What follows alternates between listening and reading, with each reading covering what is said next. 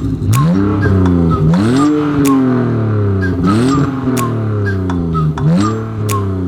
ride with me if you ride with me, you can slide with me if you feel like 550 on the 5 sticky, come get high with me, that's a deal, right?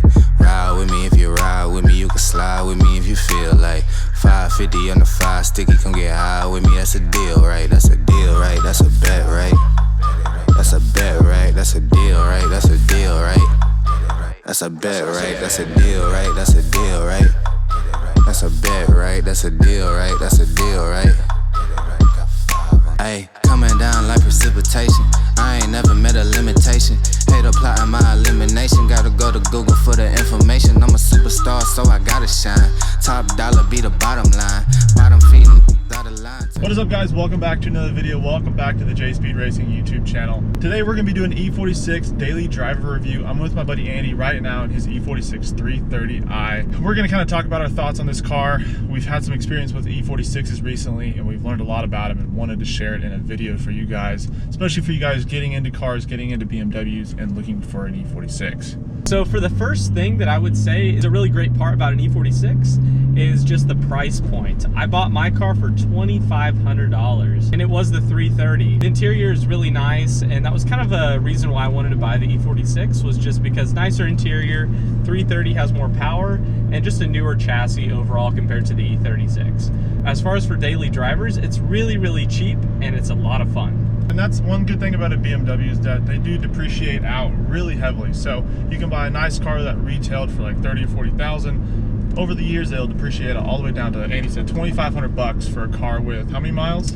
About 186,000. So she has some miles, yeah, but she was well maintained. It feels really well maintained. Like, I can cruise down the highway 75, 80 miles an hour, no problems at all. I've put about 3,000 or 4,000 miles on it within the past 2-3 months and zero problems.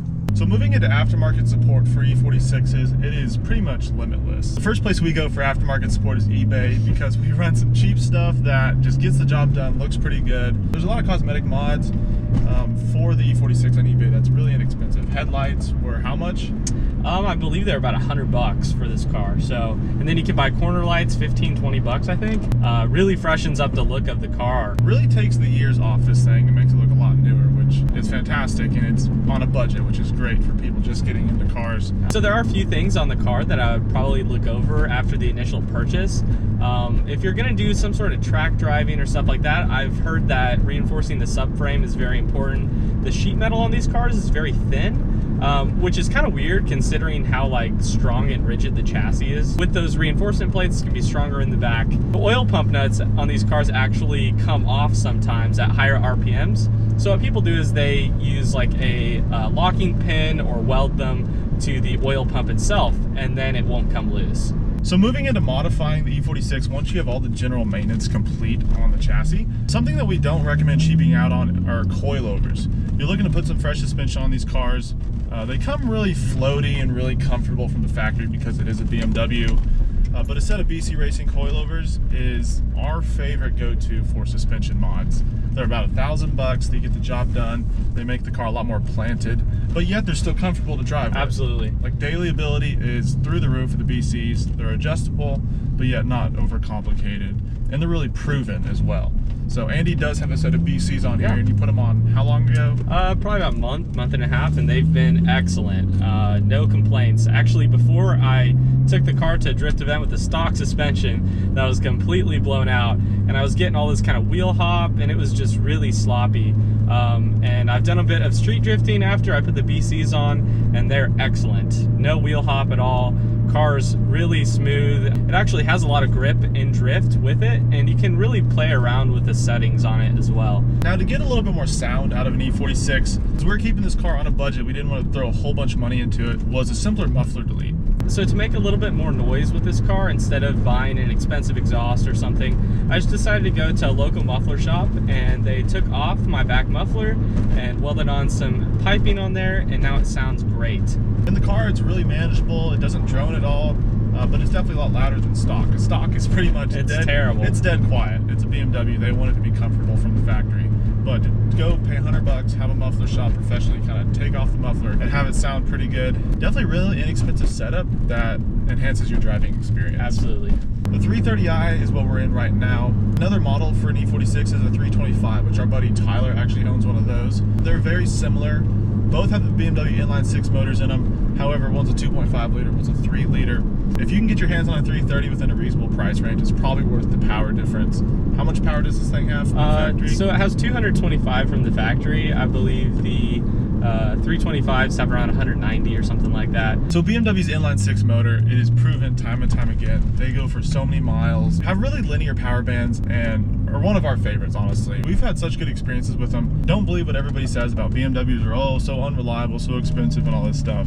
If you can learn like a few little trades, get a few tools, and work on them yourself, and it's not by OEM parts, it's very reasonable, especially for a 3 Series.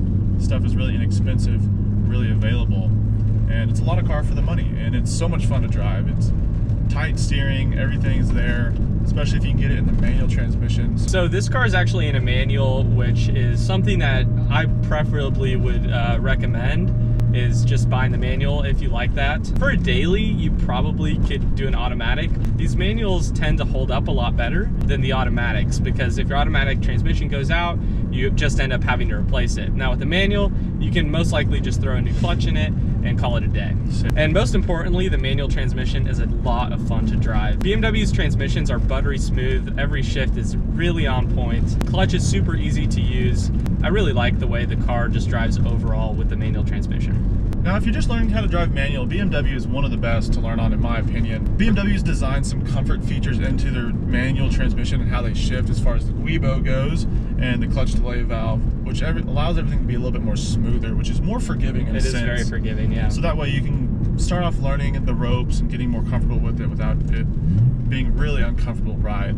Now the interior of the E46 over an E36 is so much better. It is a lot more up to date.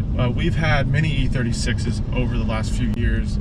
Andy actually sold his E36 for this E46 and doesn't look back. He's looking forward. He really likes it. The interior is fantastic in my opinion. They hold up a little bit better than an E36. E36 has had big issues with door panels, with the windows, with a lot. Yeah. E36s, they're weathered, they're a little bit older. I still love them, I still have a couple of them. However, an E46 interior for a daily driver, fantastic. But the main reason why you probably should buy an E46 right now is just because the prices are pretty much at the lowest they'll get. I understand I was able to get a very good price on this 330 for just kind of the motor, the car itself, but they're really, really cheap right now. And E36s are actually going up in value right now. So that was another reason why I actually sold mine to get this, was because I knew the E46 was going to be a better car, and I knew I could sell my E36 for a lot of money and then go buy this as a better car for daily driving and drifting. So Andy's current mod situation on this car, he has BC Racing coilovers. He has a few little cosmetic mods that we did to it as far as like the side splitters go, and then he put chrome tint on this car. It's something we're trying to get into, is more of a stylish look. We like form, we like things working correctly and driving really well, but we're trying to spice it up. We're trying to add some more style to our builds, which chrome tint on this car looks fantastic. I know it was a big thing back in the 90s. However, it's coming back. We're bringing it back. I really like it, especially with the color on here. I'm not sure what this color code is called, but the chrome tint looks fantastic on this color. Another thing that is beneficial about an E46 as far as like a daily driver goes, and is actually they're a lot safer than an E36. They have side airbags, they have front airbags. The chassis is 70% more rigid than an E36. So that is kind of a beneficial point to daily driving, is that if you do care about your safety, they're newer car. They're a lot safer than an E36 or a Nissan, or like older 240s and older 90s cars. If you're looking into like an enthusiast car for cheap, E46 is probably one of the safer ones out there, just because BMW puts a lot of thought and engineering into what they build. Alrighty guys, that is going to wrap up this video. Please let us know what you think down in the comments of an E46. If you have one, what have you modded to your car? What do you like about it? What do you hate about it? Maybe we'll make a video on what we don't like about an E46, because there are a few things here and there that could maybe use some improvements on them. Hope this helped you out, guys. Thank you guys so much for watching. We'll catch you guys in the next video.